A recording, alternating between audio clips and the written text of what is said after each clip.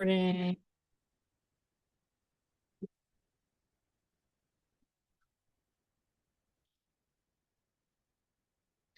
All right, everybody. Welcome. There we go. Welcome to Time to Run PTA Elections. If you wouldn't mind, just keep admitting people as they join the call. Before we get started, we have some announcements from our interpreters. We have interpretation tonight in Mandarin, Spanish. People will be able to comment and ask questions in their own languages by interpretation. So they're going to take a few moments now to Oh, and explain how to access. Antonia, I don't know if it's just me, but you keep kind of coming in and out. Right. Um, did you select the interpretation? I did select interpretation in English. Oh, you're better. Do you have headphones in? I do not have headphones in. Okay, you're better. You're Okay. All right. So we're going to have some announcements from our interpreters. Take it away, interpreters. Muchas gracias, Antonia. Thank you so much. Good evening, everyone. My name is Alma Jurado, and I'm one of your interpreters. Tonight, I'm co-interpreting with my peer Chivita. We are going to be interpreting from English to Spanish, and we are all who speak Mandarin and will be interpreting tonight. They are Christine and Fran. And I'm going to invite you now to select the channel of your choice in case that the language of your preference is English. I'm going to guide you through. If you are joining tonight from your computer, I'm going to invite you to look at the bottom bar of Zoom for a little globe icon. Once you see it, click on it and select the English channel. If you don't see it, or if you are in your tablet or your phone, you're going to look for three little dots on the right that say more. When you see them, please click on them.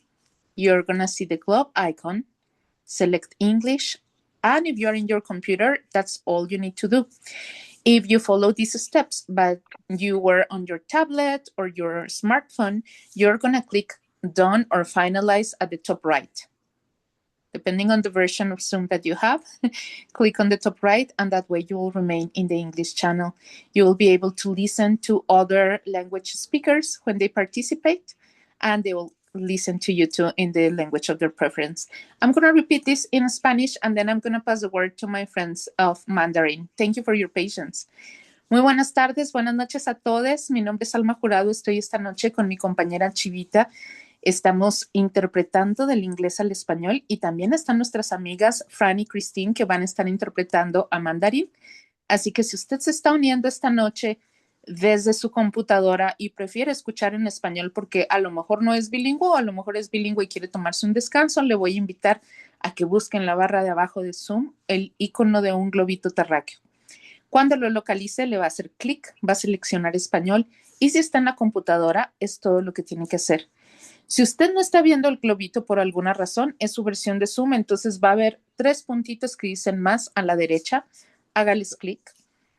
Si está usted comunicándose de su teléfono inteligente o de su tableta, también son los tres puntitos que dicen más. Va a ver el globito, selecciona español y en la parte de arriba hágale clic a finalizar. Así va a estar usted en el canal de español para toda la reunión. Si tiene algún problema, por favor, no sufra sole, queremos ayudarle, póngalo en el chat para que podamos asistirle. Ahora voy a... también les recuerdo que usted va a poder participar en español y los participantes del panel van a poder escuchar en inglés. Así que con toda confianza haga sus preguntas o comparta sus opiniones. Voy a pasar la palabra a mis compañeras de mandarín porque también es otro idioma que tenemos representado hoy. Muchas gracias por su paciencia. Thank you, Christine and Fran. Please go ahead. Thank you. Thank you. Hello. 大家好，欢迎来到家委会选举工作坊。我是 Fran，然后是普通话的翻译。另外一位翻译 Christine 和我会进行普通话的翻译，然后 Chivi 和 Alma 会进行西班牙语的翻译。在开始会议之前，我们想先教大家怎么听取口译。如果你是使用电脑参加的话，在屏幕底部点击这个地球图标，然后选择 Mandarin 就是普通话。如果你要只听中文，然后不听英文的话，就可以点击 Mute Original Audio，就是静音视频的声音。Next slide, please. 如果你是使用智能手机或者平板电脑上的 Zoom 加入的话，可以找一下3个点的标志，然后选择语言翻译，然后选择 Mandarin，也就是普通话，然后单击完成，也就是 done。然后在会议期间，你可以随时去选择你想要听的语言。如果你有什么问题或者有什么不会操作的话，可以在聊天框里面发表评论。然后我们会随时为你提供支援。That's all. Thank you. Thank you so much. So welcome everybody to the final installment of our 4-part webinar series. This is time to run PTA elections. We know those elections are coming up and PTAlink is here to support you. So please say hello in the chat, add your school and your district. We are recording this webinar. Participants can keep their camera off if they prefer or turn it on. Please keep yourself muted though, unless we call on you. Participants can raise their hand or put questions in the chat. And there will be designated comment periods for questions throughout. So please hold your questions for those designated periods. So my name is Antonia Martin-Lee, and I am the PTAlink leader.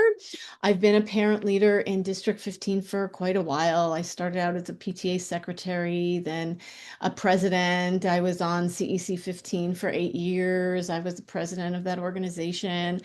And PTAlink was created by another District 15 parent who saw a tremendous disparity in the knowledge between PTAs across our city, and she sought to fill that gap by creating this website, PTAlink.org.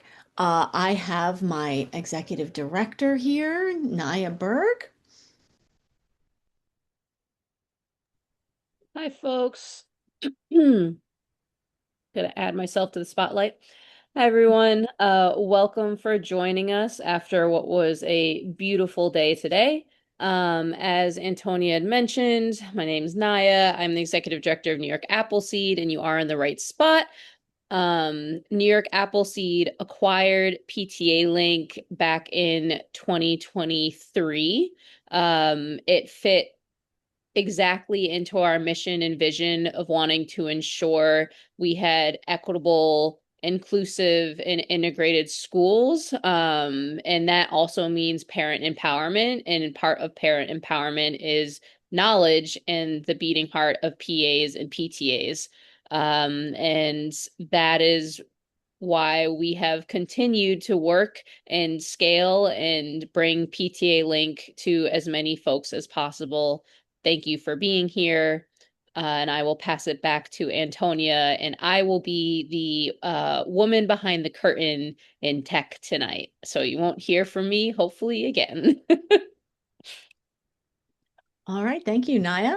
And we have our guest speakers tonight, Georgette Pezzolanti. Georgette? Good evening, everyone, and thank you so much for inviting me here tonight. I am currently the Family Leadership Coordinator for District 21, and I have been the FLC for the last 10 years. My children were born and raised in District 21. I married into my husband, who was District 21, so we're fourth generation in District 21, and I was an active member since 1995 when my daughter began kindergarten. So thank you for having me here again this year. Yeah, wonderful. Thank you for joining us. And we have our parent leaders, Shirley Aubin. Good evening, everyone. Great to be here in community with you. As Antonia said, Shirley Aubin, are currently serving as the Queensborough President appointee to the Panel for Educational Policy. PEP. And I'm also a family connector. I just summarized my about 2 decades of leadership as a youth education and community advocate. Great. And we also have Caroline Jose. Hi, everybody. So excited to be here with all these fellow beautiful parent leaders. My name is Caroline Jose. I'm representing District 6 in Washington Heights and Inwood. I see so many of you here in the call. I'm so excited to have you all here. I've been a parent leader for about 4.5 years now. I currently serve also on the CEC as their vice president and the District 6 President's Council as the current president. I am a mom of 2 children who are also lovely students in District 6, and I myself am a product of District 6. So it's a full circle round for me, and I'm so excited to get on this conversation with everyone here tonight. Yeah, thank you everybody for joining us tonight. These are some of the best experts in the city on this topic, and we're so pleased to have you all. So we're going to kick things off. Oh, that's not going to work. All right, there we go. We're going to, oh boy, that's not. There we go. All right.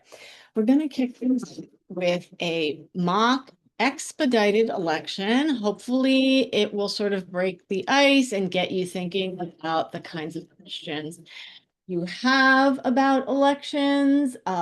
Georgette Pezzolanti is going to run that, and she's going to go into more sort of detail about the behind the scenes verification that goes on, and just sort of give an overview of elections. And then we're going to go back and go into the nitty gritty, and we're going to talk about planning elections. We're going to talk about nominating committees, more about candidate eligibility and outreach, conducting elections. We're going to talk a little bit about SLT and Title I and certification. So, oops, all right. So I'm going to turn it over to Georgette. Okay, good evening, everyone. So let's start what happens behind the scene and also during the scene when we're doing virtual elections. There's a lot of work that goes into the day of elections, which everybody will go over later on in the presentation. But let's talk about as parents are joining the virtual environment for expedited elections. Usually, the parent coordinator is the person that the principal sends to verify parents as they come into the waiting room. The parent coordinator can never be the principal's designee to certify the elections. It must be the principal or somebody that from his cabinet that he has appointed to verify that the elections were held within compliance of Chancellor's Regulations A660. So some of the best practices for verifying parents, teachers, right? The first thing we need to know, is this a parents association or is it a parent teachers association? So if it's a parent teachers association, what a lot of schools do as the parent coordinator allows people into the meeting, they verify by renaming a parent, right? By putting a P in front of the name, right? You leave the name, but you put P dash Georgette Pezzolanti. So I'm a parent. If I was a staff member, it would be S dash Georgette Pezzolanti. So this way it quickly identifies all your parents in one place because it goes alphabetically in the chat, in the participants. So you'll know in the event that there are elections for SLT, you can move those teachers very quickly into a waiting room instead of having to go through the whole list. You could just grab them and move them into the waiting room very simply. Another thing that you have to have on hand is a copy of Chancellor's Regulations. You have to have your current bylaws on hand. You also need to have your agenda on hand for parents, and it is recommended that you have a copy of the roles and responsibilities for the positions that you are electing that night. So parents know what they're signing up for. You also need to understand what the quorum is that night. All right, no, not that night, any night. What is the quorum in the Parents Association's bylaws? Chancellor's regulations dictate that bylaws can never, ever have less than 8. They can have more than 8, but they can never have less than 8, which would consist of 2 executive board members and 6 parent members at large. So if you have 4 executive board officers in your meeting and 4 parents, members at large, you do not have quorum. Only 2 of your executive board officers count towards establishing quorum in any given bylaws. Depending upon the quorum, if it's 8, so you need 2 executive board and 6 parent members at large. If it's 9, it's 2 and 7. Teachers and administration never ever count towards establishing quorum. If you are a PTA and a teacher is also a parent in your school, then that teacher is considered a teacher. They're always on the side of the teachers, a staff member. They're never a parent. The spouse can be a parent, but when they're employed in your school building and they also have a child in your school building, they are always treated as a staff member. So we're going to start with some scenarios. So Shirley will be joining our election meeting, and she believes she is the custodial grandparent. So Shirley, you want to take that? And since I'm the grandma, I have a granddaughter here. I just love this school. I'm always in the building and I'm here ready to volunteer in the classroom. So I would like to volunteer to be on the board. Thank you, Shirley. Then we also have Antonio, right? Yeah. Yeah. So I'm Nana Cheryl. And thank you for admitting me to the election meeting. I'm the custodial grandparent. Um, my daughter and son-in-law are in Europe, and we have told the principal, we've informed the principal that I am the custodial parent. So I'm really excited to be here, and I hope I get a chance to vote, and I might even nominate myself for an executive board position if I'm eligible. Thank you both. So what happens in this scenario? In an expedited election, the principal would need to verify, right? We have Shirley, who's a grandparent of a child. She's active. She's here in the building. And then we have Nana Anna, that is here because her daughter and son-in-law are working overseas, and she is recognized by the school as being the person in charge, right? In parental relations, Chancellor's regulation says in parental relation. It is the principal that makes that determination. So if you had both of these parents coming to your election meeting, right? Shirley is not an eligible voter, nor is she eligible to run for a position on the Parents Association. Where Nana Anna, because she is recognized as the person in parental relations under A660, and the principal has made that determination, is allowed to count towards quorum, and she is allowed to run for a position on the PTA executive board.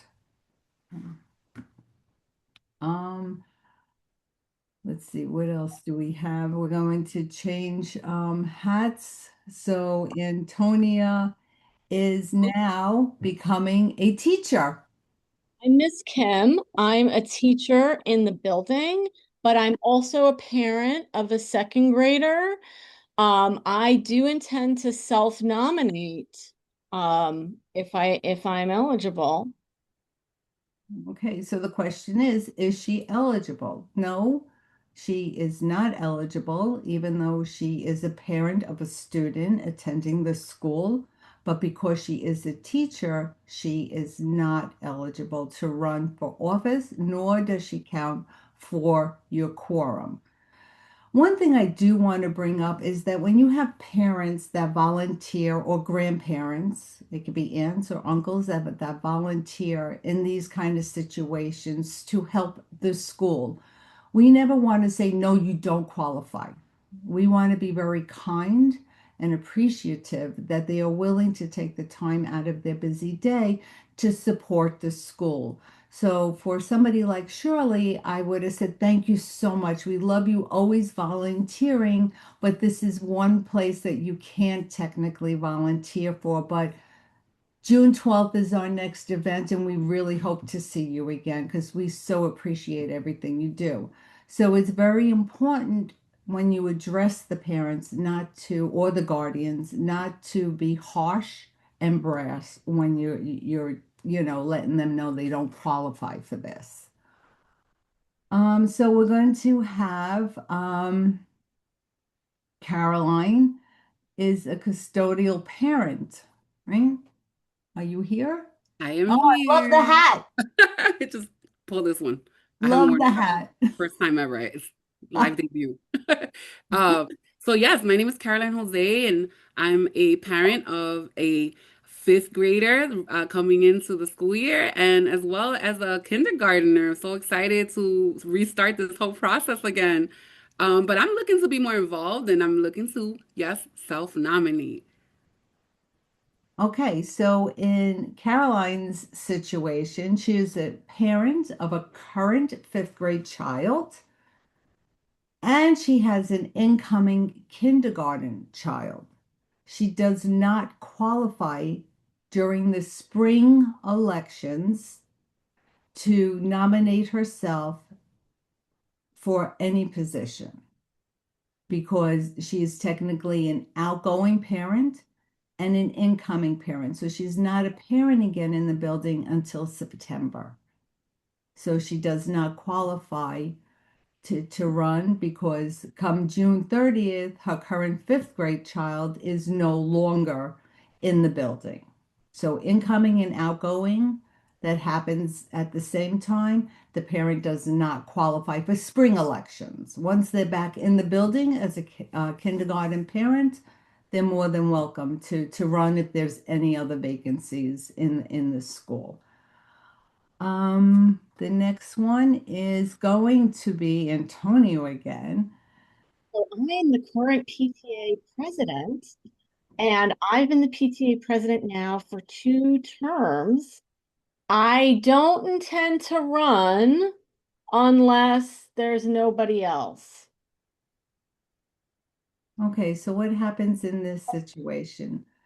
That's why the bylaws is so important that you understand term limits. If Antonia has served 2 years, and the term limits in the Parents Association bylaws is 2 consecutive 1-year terms. You have to look to see if there's language that allows her to run again.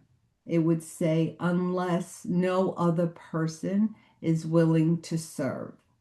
So in Antonia's situation, if nobody else nominates themselves because she has reached her term limits in this scenario of 2 consecutive terms, if nobody else volunteers to be PTA president, she can run again.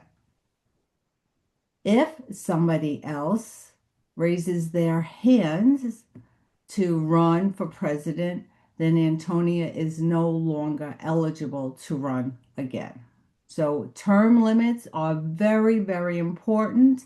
So who's ever running your election should know who on the current board is running, would like to run again, and how many terms they have served already before the election starts. People that are running your election must be empowered with the knowledge on how the election is going to run. I do see that somebody said that there's a question. Do you want me to wait? Um, Sure, I guess we can throw in the question. Okay. Are you see it? Somebody, right, I saw it come by. I have a question, somebody said. Yep. Bernie, would you like to come off mute?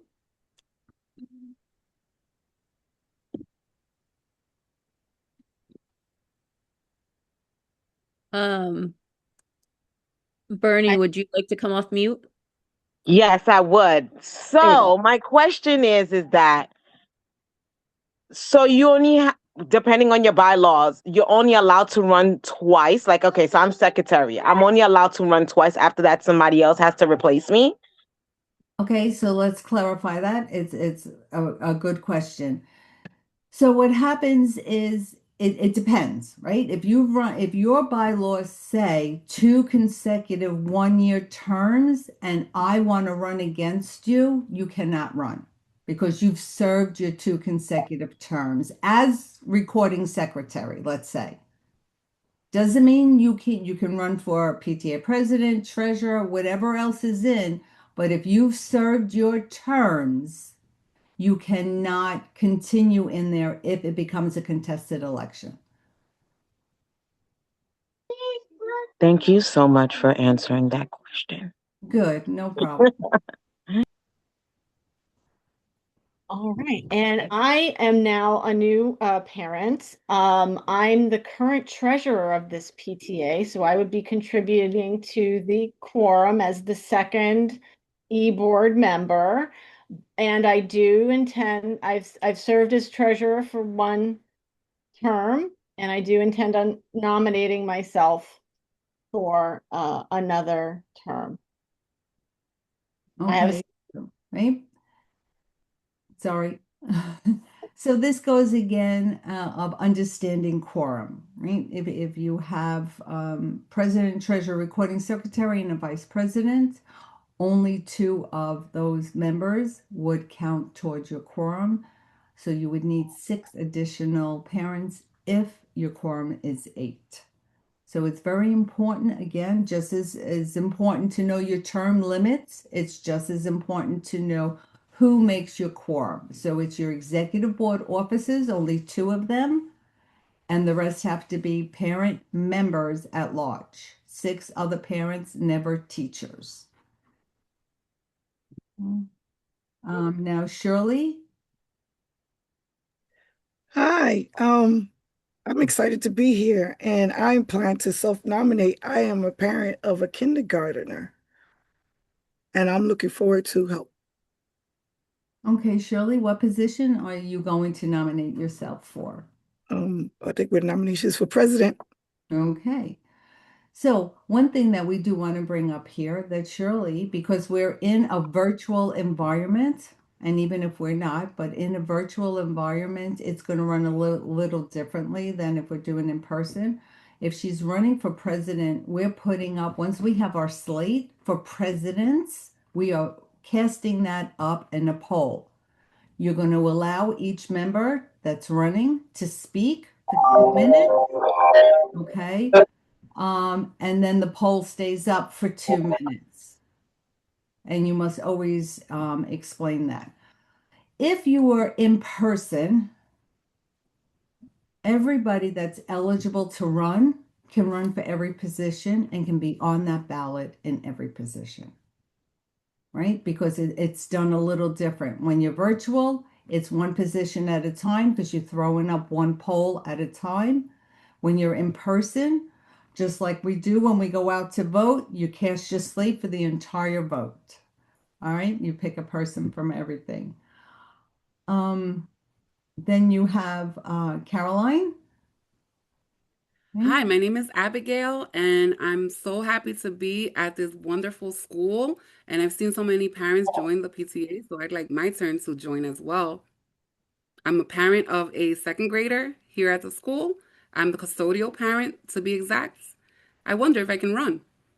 Yes, you can run. You're a parent of a currently enrolled second grade child. So yes, you are eligible to run for all the positions that we bring up. So let's also keep in mind that if we bring up a poll and let's say Shirley didn't win when she came up for presidency, she has a right to run again for the next poll that comes up. So just keep that in mind. People can continue to run for every position. And when we're doing it in a virtual environment, every time they take nominations from the floor, it would come up on the poll. Okay, so Antonia.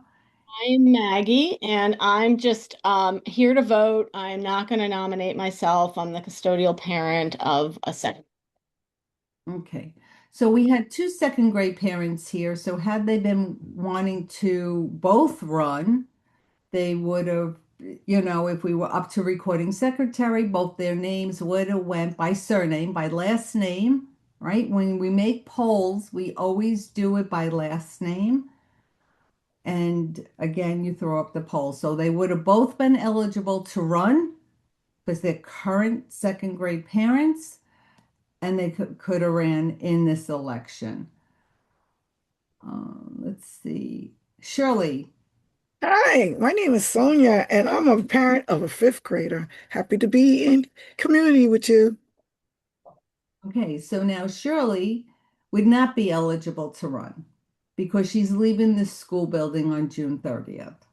So I would thank her for her time that she's always come and supported the school. We wish her luck in her journey in middle school and encourage her to join her middle school's parents association, because for those of us that are here, we know the older the children get, the harder it is to maintain that parent leadership structure and that parent engagement because our kids grow up. So I guess Right, go ahead. we have quorum, Mm-hmm. and so I think we can proceed with our nominations. Okay. Okay, so do we have nominations for president? Nana Anna is going to nominate herself for president. Okay, so in the background, right, the recording secretary or your virtual support liaison is jotting this down, or a member of the nominating committee, which if we're doing expedited, you usually don't have a nominating committee, but you are going to encourage a parent that's not running to help you. So you have Nana Anna, all right, which we've already verified is eligible. Is there somebody else that wants to run for president? Me, Chelsea, of the kindergartner.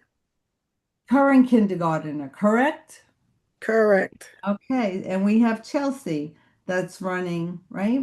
And we would ask Chelsea for her last name, right? And Nana Anna, and we would throw up that poll. Are there, I think, Right? What we would ask, I'm sorry, I'm getting a little ahead of myself. So yes, we would ask if there are any other nominations. Yes, I myself as I would like to nominate myself as president. My name is Abigail, mom of a second grader. There we go, Mama the second grader. So now we have three people that have nominated themselves for PTA president. Is there anybody else that would like to run for PTA president? Going once? Going twice? Going three times? The slate is closed. Can my virtual support liaison please throw up my poll so the parents, look at that. All right. While everybody is thinking about this, I am going to ask Nana Anna to please talk to us in regard to why she would like to be PTA president. Well, I do spend a lot of time in the classroom. I didn't get to spend that much time with my own children because I was working, and so I'm really happy to do it for my grandchildren. I do a lot of volunteer work. I work with my city council member on participatory budgeting proposals. Um, I'm just really happy to advocate for the school and support them in any way that they can with the time that I have. Thank you. Thank you. Miss Shirley? Hi, my Chelsea. hi, my name is Chelsea. I have ran PTA president in a former school. I have an older child in middle school. I want to help better and encourage parent voice. I want to make it stronger. I want to make sure that we are all in community because it takes all of us to raise our children and make sure they have the best academic career experience at this school as possible. Thank you. Thank you so much. And then we have Abigail that is also running. Hi, everybody. I just want to show my love for the school by participating alongside parents that will make it stronger for all our students. I've been able to participate in many class virtual work alongside the principal, and I feel like this is going to be a strong way to do so for the better of the students in the school. And also, hey, ELA tests are coming up in third grade, so I need to know more about that. Thank you, guys. Thank you so much. So one thing I do want to correct is that Nana Anna, Chelsea, and Abigail should have all spoke before we launched this poll. Okay, so before this poll goes up, you have to give everybody 2 minutes to speak first. All right, so we were a little quick on the finger, but it's always speaking first, then the poll gets launched. So everybody, take 2 minutes. The poll is up for 2 minutes. Please, you should all see the poll. Please pick somebody. There we go. Your choice.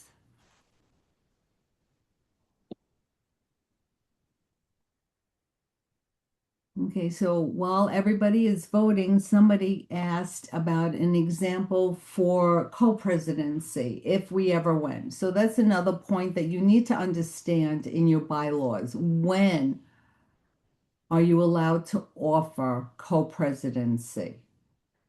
It has to do, usually the language is in the event that no one person is willing to serve, co-presidency may be offered, or sometimes the bylaws say presidency or co-presidency. So that means that you would take nominations for both. So it's very important to know, again, what positions are in the bylaws and when you can offer a co-presidency, a co-treasurer, a co-anything.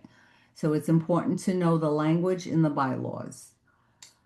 Georgette, we have an interesting situation here with our poll in that we have a tie So we between. need, right, we need more people to continue. We only have 5 out of 11 participants that have voted. So we're going to ask everybody else to please vote. One thing I do want to mention while we're waiting for somebody else to vote is that to avoid any issues or any wagging tongues, it is important that you make anybody that is supporting, such as your principal or your parent coordinator, a co-host or a host, so they cannot have a vote, that no voting screen shows up. So it's making them a host that they cannot see the vote. They cannot click to vote. All right, we actually had one school where the parent coordinator got tired of seeing the screen up and clicked so it would go away and the elections were called. So it was grieved, we proved it, and we could see who voted. So we had to throw it out. So please make sure you make your principal a host, your parent coordinator a host, so they don't get to see this. So now that voting is finished, we are going to share the results. What you would do in meeting in real time, you would say there's 30 seconds left. If you haven't cast your vote, please make sure you vote, and let people know that the poll is closing. So we're going to so who won? Nana Anna. Woo! Nana Anna won. So thank you for everybody that participated. Congratulations to Nana Anna. Chelsea and Abigail, I hope that you will run for the other positions that we have tonight. But congratulations to Anna. Okay. All right. What hypothetically, what would happen in a tie? In a tie, then we would recast the vote. Okay. Yeah, we would have to recast the vote. I mean, because if we did it in person and we would did the old-fashioned posted and the tallies, we would have to redo that slate and throw back up the poll. Okay, I'm going to put the next slide up. I know you wanted to say a couple of things about these topics. Okay, so planning the elections. Come April 1st, every parent association must let their principal know the date and time and format of their elections. So this way the principal can make sure that they put it on the calendar and they can be there. If not, who's coming in their stead. And again, the principal or the principal's designee must be in attendance for the complete election cycle so they can certify that the elections were held within compliance of Chancellor's Regulations A660. The most important is the president, recording secretary, and treasurer. Your goal is to at least get your core, but at the minimum, at least one of the cores. Any parents association that starts without a full board in September, and I'm sure, the other parent leaders that are here today will agree that they spend the first 2 to 3 months playing catch up, right? Where when everybody is in place in June, right? Or if they have their elections April 10th, they have time to learn what's happening they can shadow the current board. It doesn't mean the current board term ended or they need to leave, but it gives a larger opportunity for the incoming parents to see the ins and outs of how the Parents Association work and how they run things and the best practices and so on and so forth. So that's why we in our district always push for earlier elections, not that we can ever mandate because they are self-governing. But it is a good best practice that the earlier you hold your elections, the more time you can spend with your incoming parents, getting to know each other and transferring everything over to them. If you have any vacancies still left in September, whether they're core or non-core, that first meeting, they should always be on the agenda. It's an opportunity for those incoming kindergarten parents to join your parents association and also to offer your committees. Many, I don't know the other districts, but we find that since COVID, they're not offering as many people to their committees to come back and be in person and get involved. So it's a big push for us is to use the committees to help develop the next parent leaders in our district. It's a great entry point for parents to get involved because if I like it, I'll be at every bake sale or every picture day or, at the school safety committee, the wellness committee. So those are things that, you start small and you build your parent leadership. School officials, right, have limited oversight, but they do have to ensure compliance. So a lot of times your parent coordinators offer a lot of support, but they cannot run the elections for you. Maybe helping them with scripts so they can follow a script, or bullet points that they need to, work on or speak to.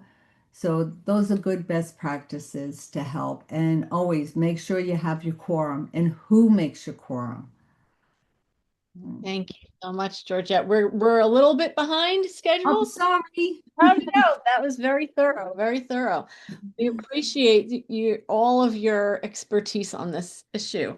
We're going to move on to Shirley, who's going to talk about planning elections, best practices, and common challenges. Take it away, Shirley. All right. So one of the best ways to prepare for your elections, we're going to look at the timeline, but we're going to go backwards. So we know, as per chancellor regulations, that your spring elections must take place by the last day of school. This school year, the last day of school is June 26th. So you have till June 26th to have conducted your spring elections. Going backwards, Georgette mentioned it. April 1st, I saw it in the chat by Caroline. PTAs must notify principals when is their elections is going to be held, and your bylaws determine when your elections are going to happen. Also, you must have a written notification about your elections at least 10 calendar days in advance. This election notice is separate from your meeting notice. So for most PTAs, associations usually have their elections on the same day as their monthly general membership meeting. So for that month, if let's say your bylaw says your elections take place in May, that May meeting, you'll have two notifications that's going to come out 10 calendar days before: your meeting notification and your election notification. And we'll go later on. They each have the election notice has to have particular facts or stated of events of what's happening for the election on that notice, which is different from the general membership meeting notice. And quorum, we know the only way we can conduct business is we must have quorum. So let's say elections, we didn't receive quorum. We only had 7 parents at the election meeting. Because of the elections couldn't be held because of quorum, you're allowed to do another election, and that one only requires 5 days notice. The 5 days notice rule only applies when elections did not happen because of quorum, not because no one filled out any of the positions. If that happens, another 10-day notice. So quorum is a 5-day notice is very specifically only to quorum. Next slide.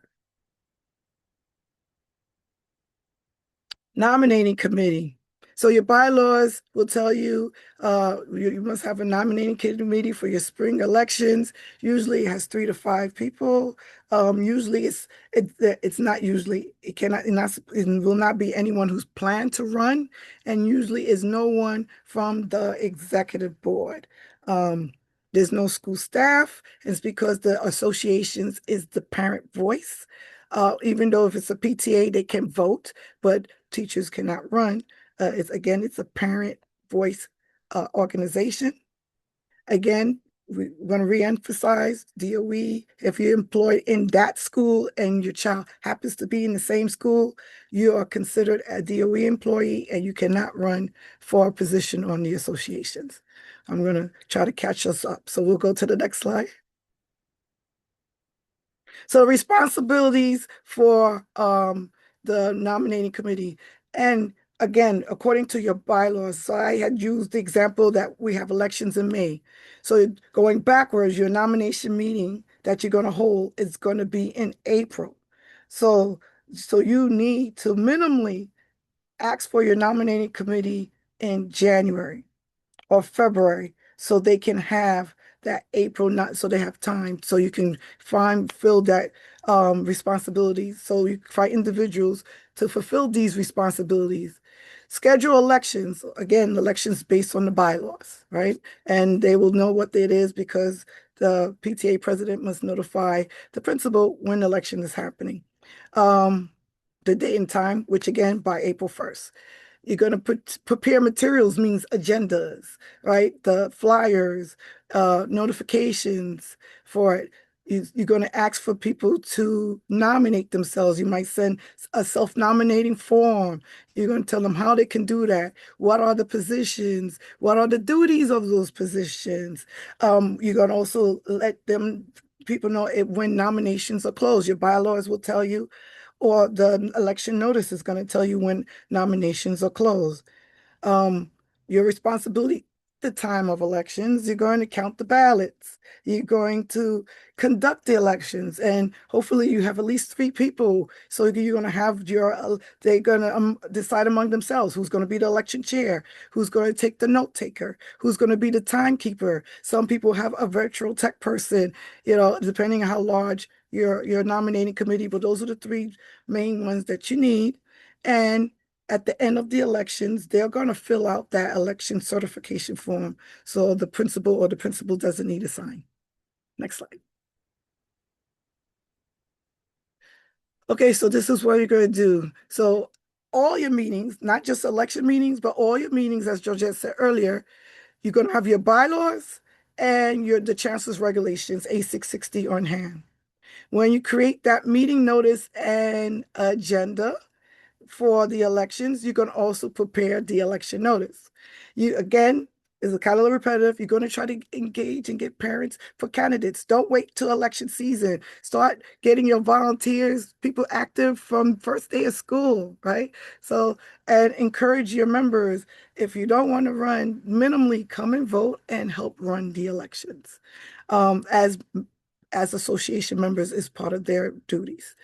Verify eligibility of candidates and voters. That is not the nominating committee's job. That is the school designee. Most of the time, it's the parent coordinator. Sometimes the principal does it, but it's the school's responsibility to verify the eligibility of candidates and voters.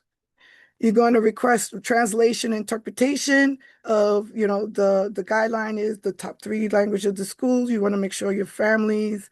Could you go back to the other slide? Thank you. And then you're going to schedule, usually the SLT elections is right after the PTA elections. Then Title I can be held the same night or morning or whenever the elections are, but at a separate meeting. Title I PAC elections are held at a separate meeting. It could be the same night, but it's separate from the PTA and SLT elections.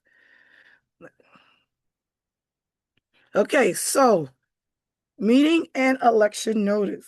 So the notice of the election, again, must be 10 days prior to date of election. And you want the school to send it out make sure it's sent out by 10 days. So don't wait to the 11th day because they have 24 hours to review the notices. So make a habit, send it out 15 calendar days. So it will be within the timeline. So that 10th day is 10 days and then election day, elections or meeting notice. It's 9 and it's the 10th day. So let's make it easy. So you're going to send out like the 31st or the 1st. If you send out your notification on the 1st, the 11th is when you can hold your meeting or your elections. Again, take time, location, and the format of is it going to be a virtual platform or is it going to be in person? And we talk about the election, both notices you have to have the platform, the format. You're going to include the link to register or the link to enter the meeting. You're going to statement that the only qualification to run for an executive board is you have be the legal guardian of a child in the school. You're going to list all the positions and any term limits, terms. Elections are always annual as per chancellor's regulations. You can also relist the duties. You can provide a link on that notice that can list the actual duties of each position. Inform on how to become a candidate, whether how to self-nominate. You could wait to the nominating committee. You could fill out a form and self-nominate ahead before the nominating committee. That is the responsibility of the nominating committee to do. When nominations are closed. And you're going to date that notice that it was sent out because just in case it get grieved, when the date, when that notice was created and sent out to the school, the association members. Next. Oh, yeah, I saw the turtle down because I know I'm talking fast because I'm trying to catch up on time. So, elections, there's only 2 ways, and it's going to be listed in your bylaws. It should be stated in your bylaws how to have elections. You either can have elections in person or you can have your elections virtual. There is no hybrid elections. So the school community will decide, it should be in your bylaws to decide how elections are going to be happen in the spring. You're going to submit the permit to the school. If your parent coordinator of the school doesn't do it for you, you will submit your permit for that night for your elections. You're going to create ballots. You're going to ensure ensure a lock on-site ballot box. You're going to ask the parent coordinator or the school designee, if the school doesn't have a parent coordinator, to verify voters and candidates. You're going to display the candidates' names and tallies on the board or screen. When it comes to virtual, you could create a virtual link. I want to say virtual platform because not all associations use Zoom. Some use Google Meet, and there are other virtual platforms that can be used. You're going to create slates, ballots, or polls. Again, you're going to do either or. A lot of people who use Zoom use the polls. I don't use the polls because there's extra work in that. I create a ballot, drop it in a link. You can do that. You can use Chipmunky and polls everywhere. There's other things that you could use for ballots. Verify applicants and voters. Again, that's on the school part. You're going to ensure the host understands the tools, muting, unmuting, sharing screens, polls, ballots, recording, breakout rooms. You're also going to ensure that if there's technical issues, that they let the election chair know right away. Because at this point of the elections, the election chair is the only one is speaking or in chairing the meeting. I also you need to keep in mind, not everyone, as you might have dial-in voters. You have to make sure you collect their votes as well. You must come up with a method that is anonymous so they can also vote. So all eligible voters must be able to be verified and to be allowed to vote anonymously. So you must keep that in mind. Not everyone will be, some might be dialed in for the meetings if it's virtual. We could go to the next slide.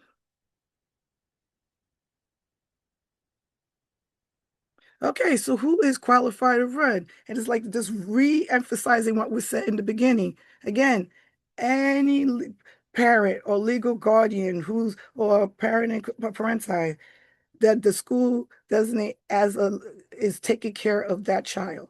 So it includes 3K and pre-K if it's a DOE school, any guardians, foster parents, and that is the only requirement to run for an executive board at an association. You just have to have a child in the school and you're the legal guardian of that child. Another commitment. So the term, because sometimes get confused with term and term limits. The term is annual. As chancellor's regulations, you must hold elections for the association board every year. And the term is July 1st to June 30th. That is the annual term. Now, they might be term limits, and some don't have term limits. Some bylaws do have term limits. You have to look at your bylaws to see. Term limits is different from the term, which is annual. Term limit is, like our example earlier, is 2 years. So 2 consecutive school years is the limit, and you cannot run again unless no one else is running.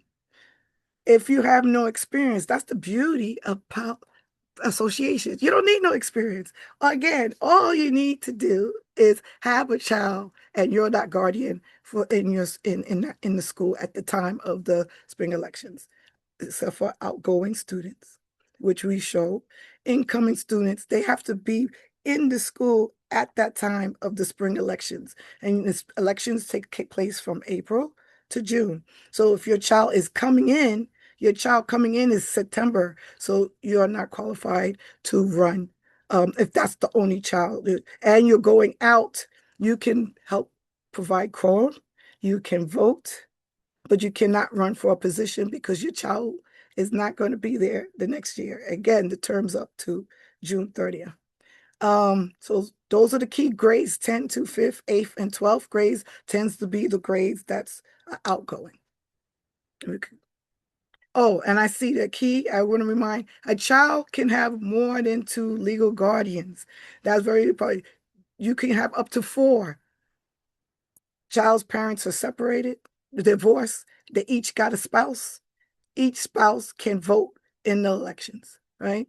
Because they each are members of the association. So a child can have up to 4 legal guardians to vote, but more than 2. True or false? So we have to true or false. So first, true or false question. Principals, APs, supervisors, and parent coordinators are eligible to run for PTAs if their child attends that school. Let's try to get answers. People can raise their hand if they want to. You can put true and false in the flat in the chat while people are answering true and false. Outgoing parents can vote, absolutely, because their child is in the school. They just can't run for the board. Outgoing parents can vote. And it tends to, if we can't get volunteers, they tend to be the one running the elections, right? But they are allowed to vote. Absolutely. They're still members of the association all the way up to June 30th. I don't know. I can't see if anybody raised their hand to answer the first true or false question. But can they unmute? Yeah, anybody wants to yell it out? Yeah, you can unmute yourself if you want to answer the question. Or type it in. True. No. False. Okay, I heard it false. Anybody else? Well, that one won. It is false. Okay. Staff, any staff, including teachers, if it's a PTA, cannot run. So it's twofold. You cannot run if their child attends that school. Staff, employees cannot run, even though their child attends that school. If your child attends another school, that's a different thing. Principals, assistant principals, supervisors, teachers, and parent coordinators can conduct PTA elections. No. I like that person who's really loud. Sonia. Okay, we have a false. Any other one who has a different opinion about that one? Absolutely. So the false has it is because, again, it's a parent body voice. Principals have that, and the APs have their the SCA, they got their union, teachers got their union, parent coordinators got their union. This is a parent voice, so it has to be parent-led, it's parent governance, and that's why and parents have to do the elections with some exceptions, the FLC, President's Council, but we could expand that on another time.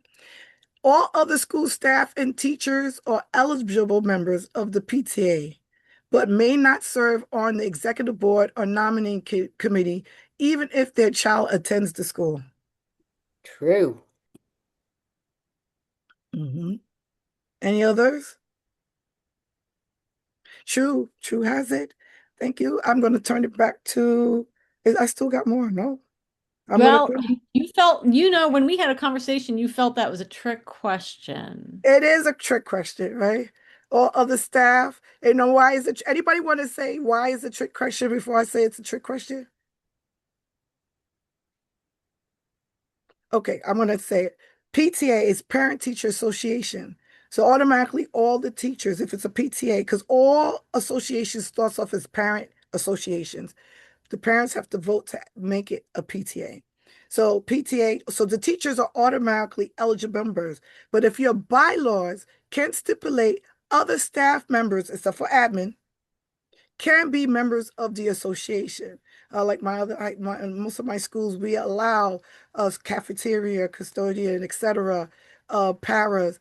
They can deans. They can run be members of the PTA. But your bylaws have to establish other staff members, except for admin, eligible to be part of the PTA. And that's why it's kind of a trick question, because it depends on your bylaws. All right. Thank you so much, Shirley. Wonderful. Hi, Antonia, woman behind the curtain here. Okay. There was one question, All closing right. section. Yes. Bernie, do you still have a question if you want to come off mute? Yes, I do have a question. So my question is, if a child has two parents that are in the school and both want to run for secretary and president, are they allowed to run? Yeah, absolutely. They can run. They're parents, they're members. Um, the only thing you have to be in mind is when it comes to writing checks. Um, there's a rule in the chancellor's regulations, people in relations can't be the two signers because the chancellor regulation says the checks must be signed by two board members. Usually one of them has to be the treasurer. But if if the check is being made reimbursed to the treasurer, then you have the two others. So if one of the spouse is a treasurer and let's say the other spouse is president, them two cannot sign the checks, but absolutely they can take both. They can be positions. They can take both can be on the executive board. Thank you so much. All right, now we're going to turn it over to Caroline Jose, who's going to talk about elections outreach and more on conducting elections. Take it away, Caroline. Thank you so much, Antonia. And so we're here, everyone. What does it take to get this election really going, right? And so it all begins with recruiting for candidates, right? During that nomination committee period, whether you have a committee or not, it is imperative that we get folks excited to join in on this election, whether they're running or they're going to vote. It's really important so that our executive board can continue into the next year and fulfill the work of the PTA or the PA. And so we're going to talk a little bit about candidates recruiting and mentorship. Committees build capacity and mentor potential new PTA executive board members. And it also ensures that candidates understand executive board roles and responsibilities.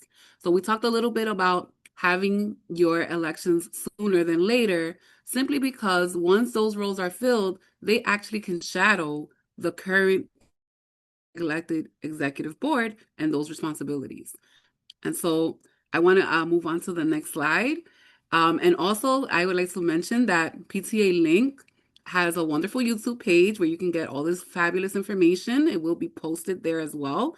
And just know that we also had a getting together community building for PA and PTAs, and it's also posted on that channel. And I believe Naya will be posting it in the chat. So those of you that can, please make some time and watch and learn, because there's a lot of resources in that particular channel aside from this particular episode of the many. Okay, so let's talk about voter outreach. Sometimes we have challenges with that, right? Because we just want to make sure that we get enough folks to come in and at least come to vote, right? We want you to run, but we definitely want you to come and vote. And so what are the ways we can do that? Are many. Definitely posting flyers, whether that be putting out your flyers right in the vicinity of the school. Always ask where is the proper spaces, because there are certain floors that the principal may feel that that's not an accurate space. Definitely put it outside of the school, right around on the school building if you can. Definitely have a table at a school event, right? So our school at PS4, they do a pantry service, and that is a great space also to get folks that are coming in for their their distribution to pick up a flyer and let them know there's an election coming, right? It could even be anywhere right in front of your safety lab, but always check that out. Word of mouth. And I'm sorry, I think my mic is getting weird. I apologize for that. Let me know if you guys can't hear me. Word of mouth. You know how many parents we see every morning dropping off their children, or even at the pickup, or even at the grocery store or the laundromat. Without being too impulsive about it, you can always say, hey, I hear that PTA election is coming. Are you going? Are you going to run? It would be great to see you there. Things like that can amplify community amongst parents, right? If you have, obviously the email factor is a huge one. So if you're able to do an email service anywhere, like with a blast of such, to send out the message, even your parent coordinator can facilitate that with you, where you can have them carry the flyer through a digital space and amplify it through the school's full distribution list of their parents. And so they get that message immediately too, right? If your PA and PTA has a chat group like under WhatsApp, that's a wonderful space. It's a quick and easy way. Everybody, at this point in life, most people do have phones and perhaps they do have WhatsApp chat or another type of chat space. They're able to see the information quickly. They can have the Zoom link already there. There's various ways. For your voter outreach, letting people know that their voice is important is super, super paramount. Parents' voice needs to be amplified at every school. The parent choice is a very big deal, and the best ways to do that is through voting. So why not amplify that through the chat group as well? Phone banking. And when we say phone banking, we're talking about, if you have a list of parents that have given you their numbers already, it never hurts to just give them a nice call and say, hey, I hope your day is going amazing. I just wanted to thank you so much for always participating any way you can. I just want to let you know that we will be having an election coming up and we would love to see you there to vote and amplify your voice. Sorry, I said that very quickly. E-blast, I kind of touched on that with email, putting out a scheduled message so that if you do have a very busy day, it is hard to find the moment, but if you schedule ahead of time, your e-blast can go out at a certain time of day, twice a day, and it'll always schedule it to that timing so that you don't have to worry about the outreach through email. And then school robocalls. I kind of talked about this with your parent coordinator through an email blast, but school robocalls are excellent ways to get parents' attention, as I've seen many times. You'll get that quick text or that call that comes from the school, and you're like, oh man, what's going on? Hey, it's the PTA. We want to see you at the election. Please come through. Or you see that text inviting you to the election. So these are many ways, and this is a great screenshot for everyone to have on their phone. Presidents or as part of executive boards if you're trying. Next slide, please.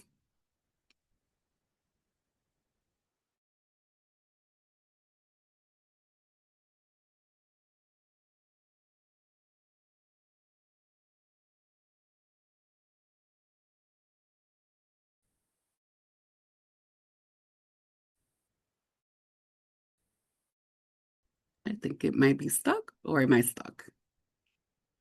You're unstuck now. Oh no, I'm sorry. I think it's the connection in here. I apologize. Let me know if I need to stop You at any are given moment. a bit choppy right now. Maybe if you take Am I yourself better? off camera, Oh, I'm gonna stop the video for a second. that might. Is that better? So far, so good. I think the window. Okay. All right. So we are gonna touch on the processes of the election, right? And in this case, we're concentrating a little bit more on the agenda.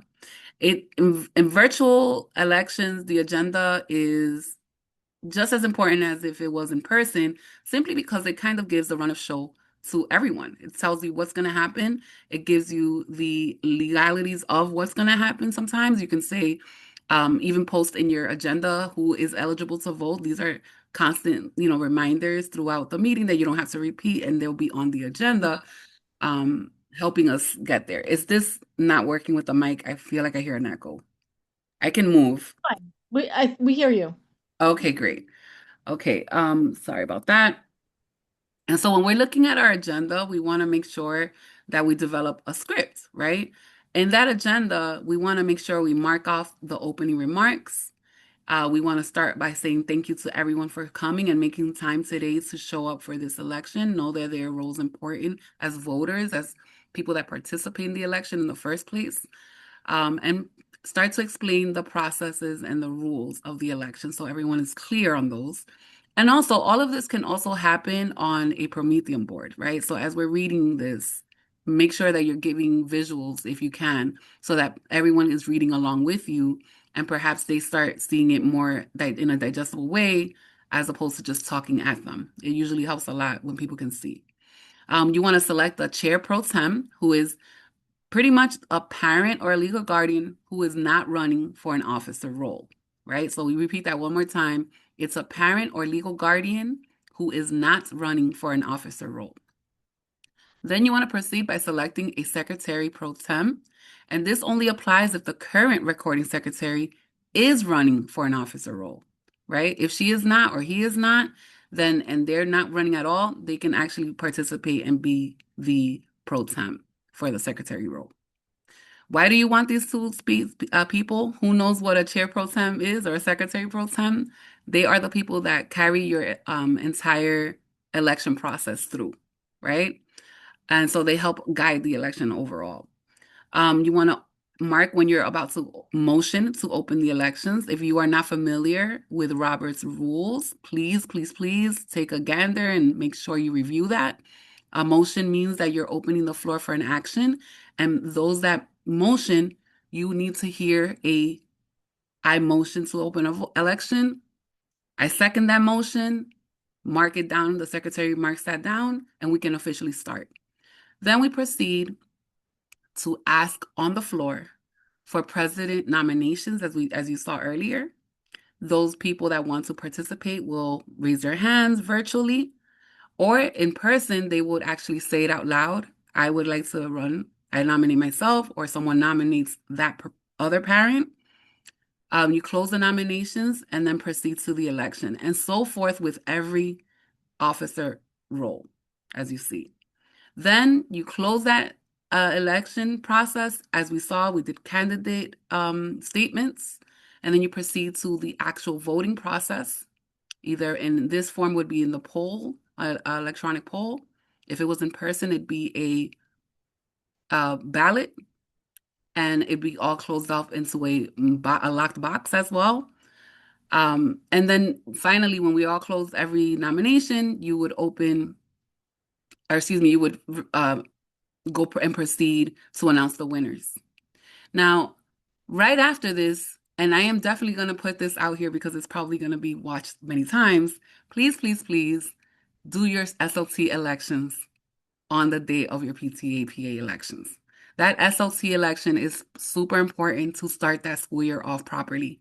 And what everyone here should know, if you are a first-time president, an SLT election for the parents, only the parents run that election, no teachers or no faculty. The teachers and faculty run their own side of the admin side of the SLT for their elections. So I just want to make sure I make that clear. Once that SLT election happens, it'll be run the same way for motions and opening for different parents to run. Please check your bylaws to see how many parents can run. Some schools have it up only to 5, including the president, and some schools actually allow for more than 5. So please look at your bylaws. And then you give the election summary by saying who is, the new committee, or excuse me, the new executive board and the new SLT. So I'm running very quickly into what the dialogue would probably be like, very quickly. And I want to see if perhaps Antonia wants to participate, if you're into it. Just because there's, 2 versions here, but the chair pro tem will say, Before we begin, we'll verify each member to ensure they are a parent in accordance with A660. and if we were virtual, Actually, you're saying if you're calling in by phone, I will state the last 4 digits of your number. Then I will ask that you identify yourself so that we can rename you. yes, and then you will use the breakout rooms after that space. And the breakout rooms help you identify verification in case the parent coordinator needs to check who that particular parent is. And then the chair pro tem will continue. Nominations will be acknowledged from the chat as well as hands raised. And if you're in person, you're going to say, please see our parent coordinator. Hold on. Okay. Oh boy, what did I do? I just hit a button. Am I still sharing my screen? You are still sharing, yes. And it's okay, I can continue there so we can hold the line there. Hold on a second because Sure. I lost. There we are. Okay. Please see our parent coordinator to verify eligibility. Once verified, you will receive a ballot. Yes, and then you will verify in accordance to your bylaws, and just make sure that everything is T's crossed and I's dotted. Okay, and next slide, please. This is where I have a little bit of trouble. I'm sharing my screen. Give me a second. I'm having a technical difficulty where I cannot advance my slides. And here we go. There we go. Perfect. Apologies. Okay, and so part of the election process is you have to start it off with a motion. And so the motion to open the PTA election looks a little something like this. And so the chair pro tem will ask. Would a parent or legal guardian present please make a motion to formally open the PTA election portion of this meeting? The time is 8:20. Yes. And so a parent or legal guardian will come out and say, I motion to open the election. And the chair pro tem will ask. Would a parent or legal guardian second that motion? And that parent or guardian or legal guardian will come out, a second one would say, I second that motion. And now we can officially start our election. Okay. And I'll just add that it's very important that you not begin the election before the time on your agenda, because if people intended to come and vote for a position or nominate themselves for a position at a certain time, and you have run that election 10 minutes earlier or 5 minutes earlier, there could be a challenge. So stick to the times on your script. Or don't put times. Most people don't put times on the agenda. Oh, We don't. Yeah, we don't. Some people, yeah, they don't put the stamps on there. Yeah, yes. So we don't do times. Yeah, most agendas don't have it timed. Some do, but yeah. all right. Interesting. And so in the nomination section of the election, we have a list here of different things that will be said and you will see in an election. The chair pro tem will read roles and responsibilities of each officer so that everyone is clear on what they are. The chair pro tem will also open the floor to nominations and state the start time as we just saw. The secretary records the time and all nominee names. Very important, right? So that everyone's aware who they are. Nominations must be accepted. You cannot say, I nominate Antonia Martinelli, and she's not there. You have to nominate the person while they're there. And so in a lot of times I've heard, well, she's going to be here in 20 minutes. Okay, then let her be here in 20 minutes. But if we've already passed through, I'm sorry, but it has to it has to happen. And if I'm not mistaken, there is a certain clause that applies to ahead of time when there's a nominating committee involved and you are a candidate. If you're not at the election at the moment, you can still be considered part of the election. It's just you're not going to be able to say that you're there until you get there. In Okay. absentia. Yes, in absentia, yes. And the nominations must be accepted, of course, okay? If there are no further nominations, the chair pro tem will close the floor and the candidates make statements about why they're running. You saw all of this earlier. Please add the time limit because some of us, like me, can run over time, unfortunately.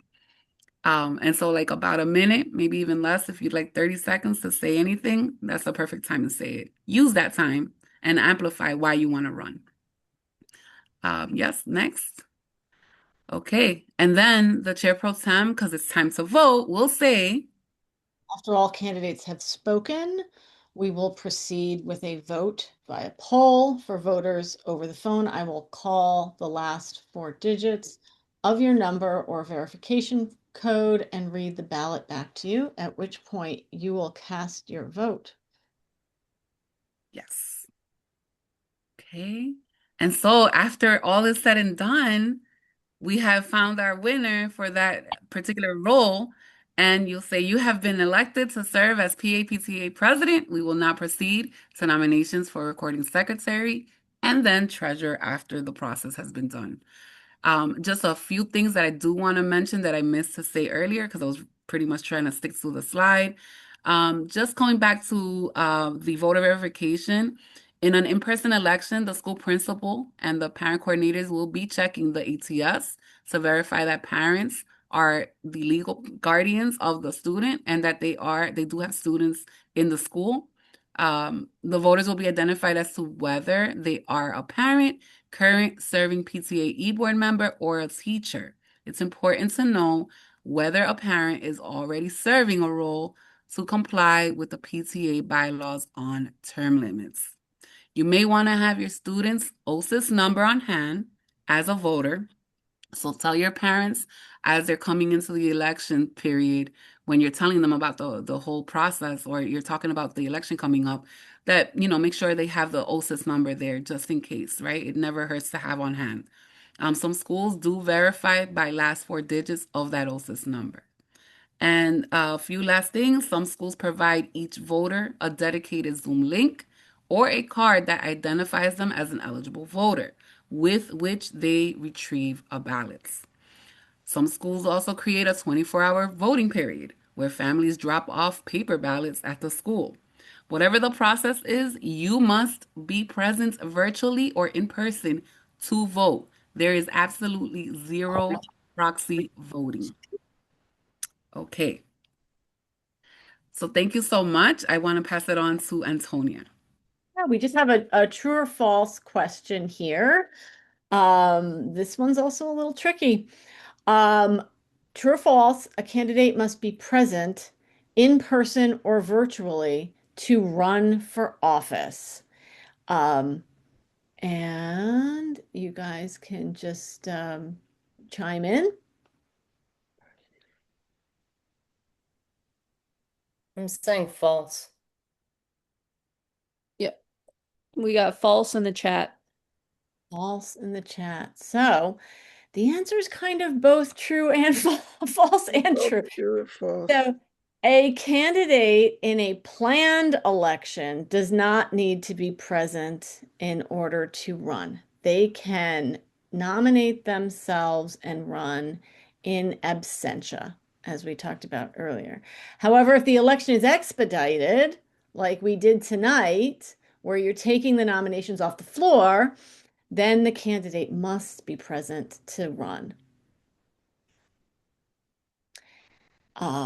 Which highlights the importance to make sure you have your nominating committee and your nominating meetings, because you never know what might happen if you already pre-nominated yourself and God forbid some emergency happens and you can't get to the school. Your name is already on the ballot. True, true. And I think we already sort of covered SLT a bit. We're not doing a big SLT overview here. Just please make sure you must schedule your SLT elections to be held immediately after your PTA elections, and only parent members can vote. Please know what those terms are. Depending on the SLT's bylaws, there can be 1 or 2 year term limits. SLT elections can occur for both the SLT member, in case you have vacancies. There can be expedited SLT elections that coincide with the SLT elections for the coming year. And typically you would hold the election for the incoming new term before you held the expedited election for the vacated seat.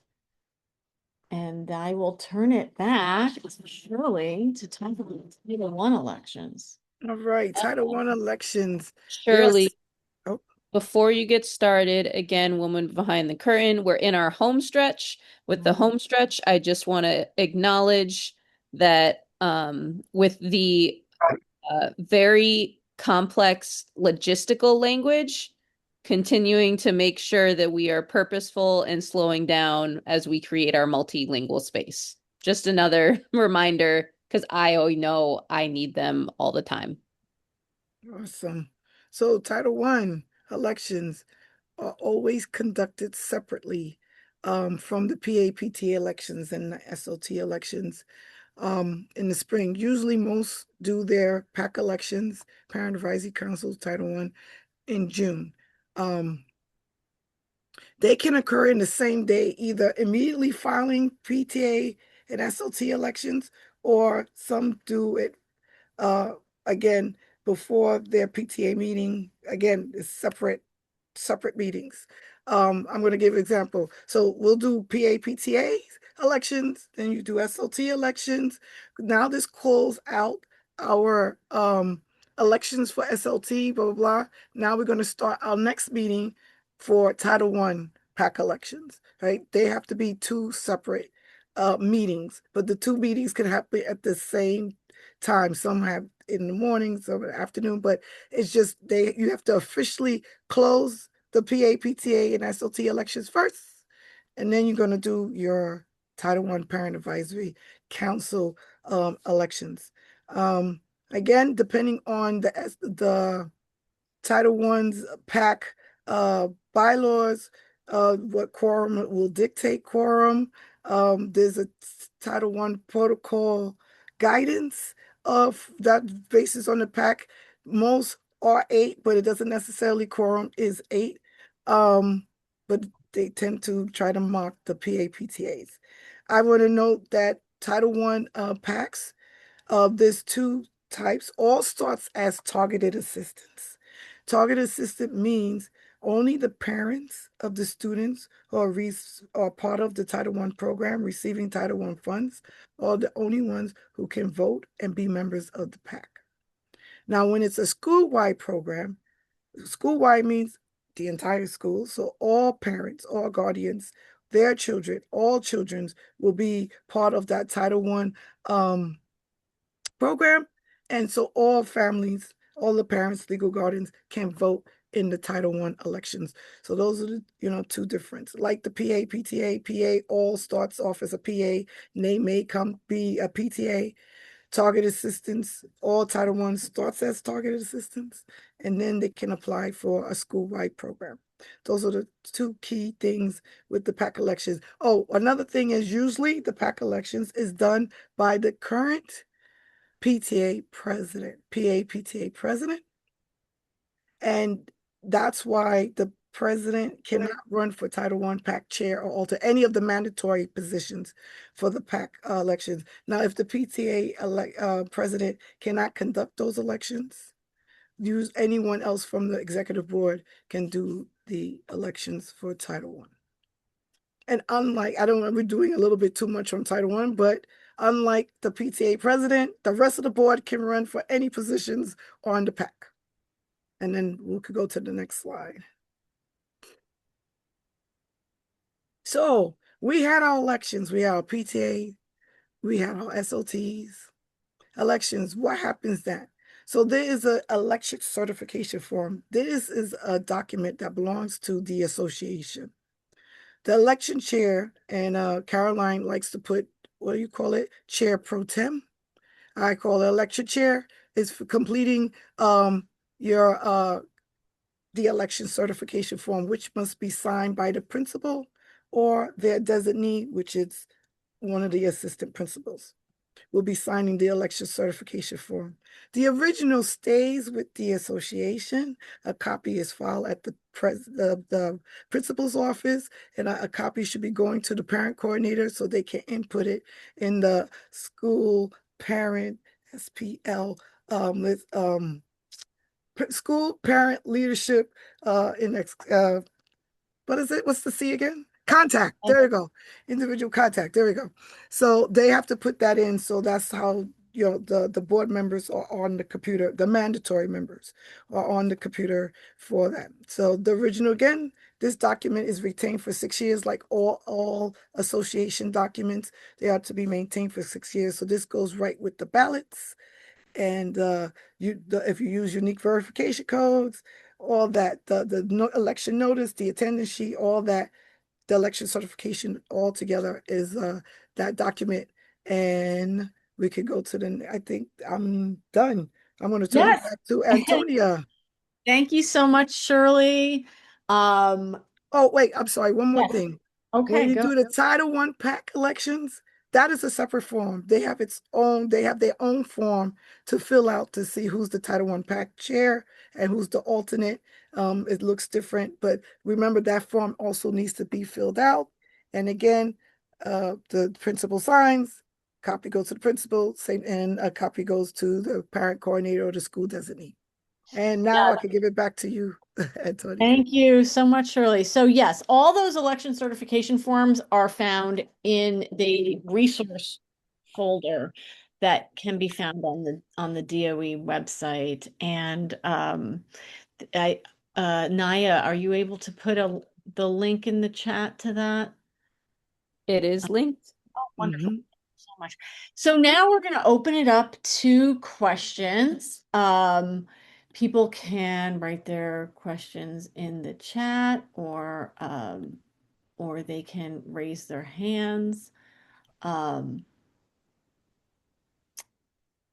going to ask Naya to run I did not mean to do that, to run why is it doing this? Okay, I'm gonna ask Naya to run the Q&A from Yep. I can't.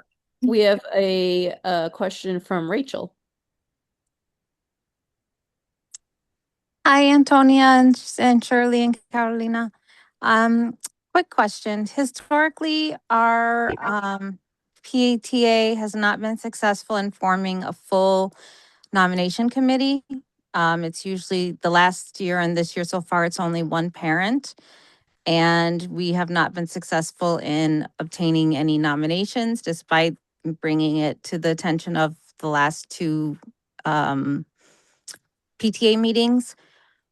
How do we reflect the nomination end date if in the notice for our April meeting, if no one is nominating themselves? Because then it wouldn't necessarily be would it then automatically convert to an expedited election if no one has nominated themselves? I got a question to clarify that question. Are you holding a nomination committee meeting? We've only got one person and she even spoke at the last meetings talking about her experience doing it, but nobody else has volunteered. So right now our nomination committee is one person. Yeah, but okay, the one person can hold the nomination committee meeting, which is the month before to get nominations, because the nomination meeting is it's a prelude to how the elections is gonna go. So you would do everything like if it was expedited elections, you're gonna get nomination, you'll open up the position, you're gonna read the roles and responsibility, and you're gonna ask people to nominate themselves if they didn't pre-nominate with whatever form you use. But you will have that nomination meeting to get the last chance for people to self-nominate themselves, or somebody nominate somebody else who's at that meeting for a position. Have you gotten to that point? No, that'll be our meeting on April 22nd is our nomination meeting to have the elections in May. Right. So you're saying at the nominating meeting, people are still not nominating themselves? Historically, no, people have not nominated themselves at the nomination meeting. So there's a possibility they might at this one, but if there are no nominations, then does it convert to an expedited election? Well, it depends on your bylaw. What your bylaw says, when does your nomination close? Or what's the close date for the nomination? Okay, I'll have to check the bylaws for that. It would determine. Let's say you have your nominating meeting. Usually that ends nominations, but it varies from school to school. Let's say you say your elections is May, let's say May 22nd, maybe you'll close the nominations, let's say May 10th. If you don't have any nominations at that point, then the one person is going to be the election chair for expedited elections. Okay, thank you for clarifying. Yeah, because you need to get nominations Yeah. to get to vote. So if you don't have pre-nominations at that point, then it will be expedited elections. That's what will switch. It depends on where you're where you're voting. Yes. Thank you.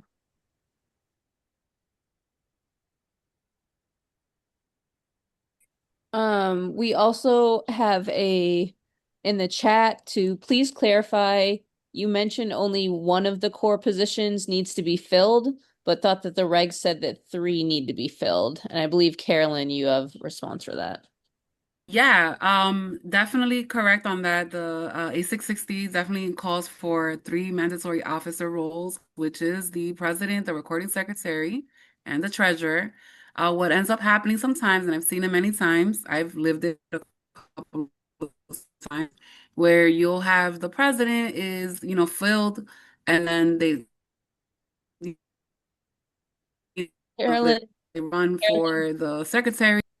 Oh no, not again. Can yeah, you hear me? Let me turn this off. turn your Can you camera hear off. me? Go. Yeah, it's better Okay. to get your camera off. Sorry about that.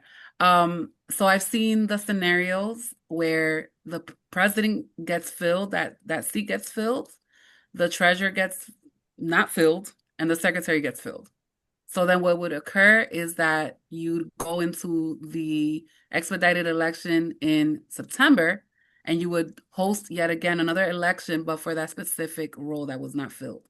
So yes, you do have to have all 3, not just one, because having just one, it kind of makes it hard to plan for anything. So the hope is to push for the 3 seats to be filled. However, if you can't get that supported space of having those extra roles filled, I definitely advise for 2 things to happen. I try to hold space for 2 election dates. I try to do one in May and I try to do one for June just in case. You never know who couldn't make it. You never know who actually thought about it again and said, you know what, I want to run. And it always gives that optional space to come back and try again. Because what ends up happening is you can still plan for different events and things like that, but having the budget, you need to have a vote on that. And you can't do it without all 3, or at least 2, I should say, of your elected um, officers in that space.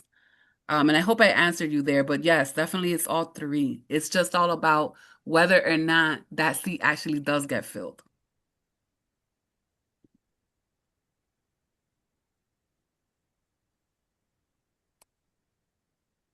Thanks, Carolyn.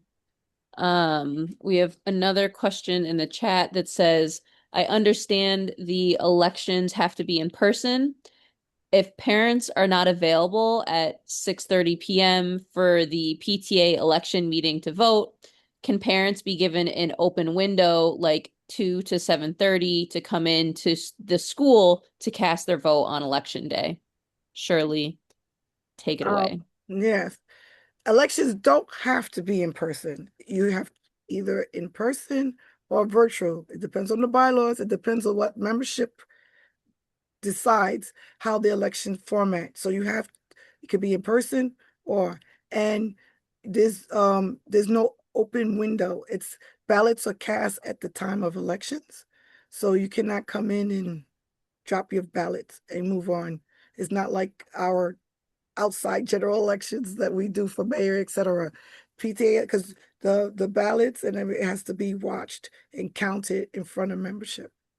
Right? It has to be secured. And when those ballots are counted, it's done in front of everyone. When those ballots are voted on, it's also timed as well. So it has to be done at the time the ballots are open for voting. So you can't walk in and drop off your ballot, you know, to make sure the elections maintain fair and open. Plus, you got to remember they have to be verified. Voters' eligibility has to be verified before they can get a ballot. And that's done at election time.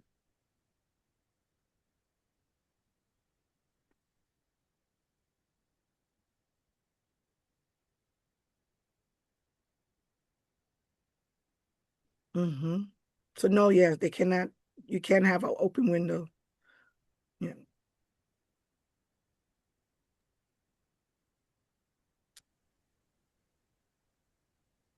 I am not seeing any other questions.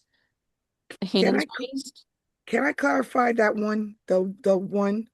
So when the one, like let's say you only have one board members, the mandatory members, because usually you cannot, let's say you have VP, the non-mandatory members, you must have your mandatory members first, you know, which is the secretary, treasurer, the president.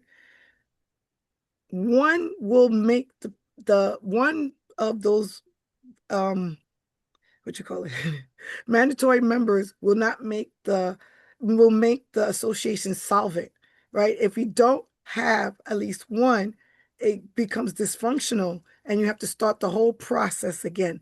That is where that one person comes in. So the association can continue with the one, but when you have those mandatory vacancies, you should be keep doing elections until they are filled, right? So if you're one of those early, like Georgette's District 21, they do all their schools are doing elections in April. If you do, they're not getting filled, they have the rest of April, they have May, they have all the way till the last day of school to get those seats done. That's why it's earlier. The earlier you do it, the better, right? And then it also helps your president's council because they have their elections in June. So there's a rhyme to the madness, right? That's why we keep encouraging early elections. So because we want our president's councils and our PTAs up and established. President's council can help out their PTAs if they have no members, you know. So them you have to. So their elections are in June. So we try to encourage have your elections before June, you know, and also it gives you a cushion just in case you don't get it in May. You have the month of June up to the last day to get your mandatory members. Okay, are there any other questions? Do you see any other questions, Naya? I do not see any other questions. Okay. All right. Oh boy, here we go again. All right. So, please contact us with any other PTA related questions that you have. I've got all of our contact information on the screen, our various emails, info@ptalink.org. My email's amartinelli@nappleseed.org. And of course, go to our website, PTAlink.org and nyappleseed.org. And also, we have some numbers for some pro bono assistance. As you know, PTAs that wish to become 501c3 organizations must retain an attorney, but an attorney can be very expensive. So we have some organizations that we can refer you to: New York Lawyers for the Public Interest, which is 212-244 4664, and Lawyers Alliance for New York, 212-219-1800, extension 278. Take a picture of this for yourself. You will apply for pro bono assistance, and they will make a determination based on your application, and hopefully partner you with an attorney to support you.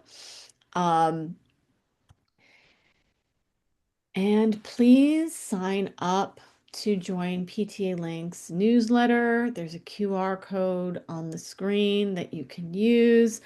That's how you will find out all of our upcoming events. Naya's going to put some links to the sign up for the newsletter in the chat. Naya's also going to place a link for our feedback form. Please take a moment to give us your feedback. It really helps us create content that's relevant to the work that you do. And where will PTA Link be next? So we're going to continue to do our Thursday morning 10 a.m. office. So please do join us there.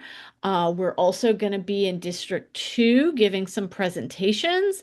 If you would like PTAlink to come to your PTA meeting or an event in your district, at your school, we would love to be there.